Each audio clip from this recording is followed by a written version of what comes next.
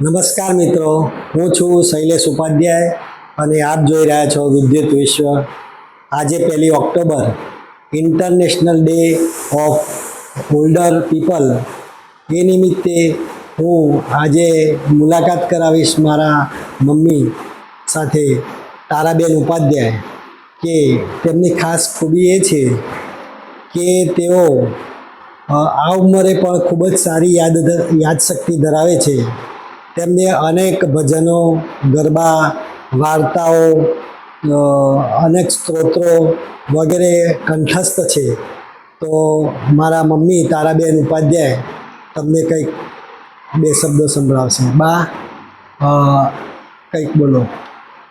Kasturi તિલકમ લલાટ પટલે વૃક્ષસ્થલે કૌસ્તુભમ નાસાગ્રે વરમૌક્તિકમ કરતલે વેણુકરે કંકણમ.